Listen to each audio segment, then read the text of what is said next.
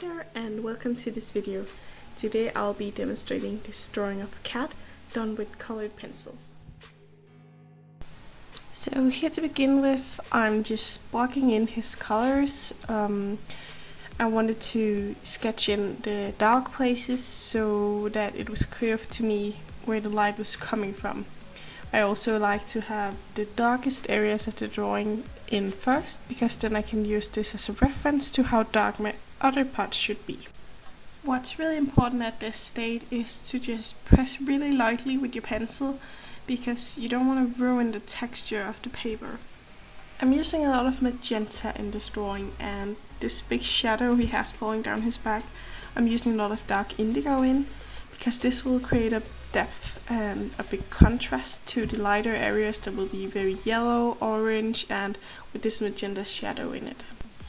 Because he's looking out the window, I built a lot of blue and green shades in his eye, and also I brought in those colors on his fur. You can see here at the back of the ear and also in the fur of the ear itself. I always recommend not to rush over any part of your drawing. You'll see me spend a lot of time on building the shadow down his neck, but you also see me spend a lot of time on the bridge of his nose and those hairs in the ear. And that's because every single part of your drawing matters. If you want it to look really good and really realistic, everything is important. And I recognize it for myself when you have a part of a drawing that's difficult or that you just really don't bother with, you tend to kind of rush over it. But I feel like if you rush, it can really be seen in the finished piece. That's part of the reason why I'm taking so much time on building up his base colors. You can see especially on his cheek where the fur is swifting a lot in direction. I'm using a lot of time of building up this base color before going over with some dark shades. If you're having trouble picking out your colors, I recommend using Photoshop or even Paint. Basically any tool for drawing or editing on your computer, you should be able to have this color dropper tool thing that you can pick out the color in, and then you can see what shade it is. This also helps a lot when you're trying to figure out what undertone to use. If it should be a cool gray or a warm gray, or if you should perhaps pop a bit of color like magenta or blue underneath. Also, I recommend having a paper next to you where you can try and lay the colors you're thinking of using, because sometimes you just don't have a matching color and you'll have to figure out how to build it up. One thing that we tend to forget is that it really matters if you put green underneath a brown, for instance, or on top of a brown. So really trying to sketch that out and figure out how you want to do it before working on your piece, I find very valuable.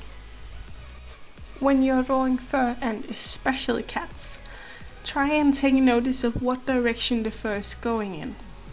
For instance, over his eye, the fur suddenly shifts and goes upwards, and then it goes downwards, and it's basically everywhere. So just try and take notice of what direction to put your strokes in, but also how long your strokes should be. For instance, on his nose, there's some teeny tiny hairs. They're really short. But on his neck, they're a lot longer. So of course they have to match up the reference photo with the strokes I make myself. And this is something people often forget. I feel like they tend to think they know an area and how long the fur should be and what direction it's in, but it's really important to follow your reference photo closely. It's not a matter of putting in every single hair necessarily, but getting the right flow will also help you get the right anatomy. As I'm working through this photo, you'll see me use a brush at times, and I use Odorless Mineral Spirit to blend out my colored pencils, and the brand I'm using is the Mona Lisa Odorless Mineral Spirit. That's a long name. And I use this because I feel like it blends out nicely and it creates a great base. I don't like pencils to look very gritty, and it removes that from my pieces, I feel like. What I personally like to do is I create this base layer that's got my colors in it. Often I'll use my blues and violets and green and yellow at this point, and then I'll just quickly go in the right direction of the fur but not pay so much attention to detail. I also feel like you'll use some of your detail when you use the Odorless Minnow Spirit. So if you spend a lot of time of going into fine detail, you'll lose it. So I only do that on my last layer. At this point I started working on his chest area, that is white. White is something a lot of colored pencil artists at least finds very intimidating, because you can't really turn back. You can't go back to the white of the paper when you're working with colored pencil. What I do is I pay really close attention to the colors that I actually see, because what looks white often isn't white. It's often a warm grey. I use a lot of French grey when I work in white, because I feel like that's often what's reflected. If the cat or dog is outside, you'll find a lot of blues or greens.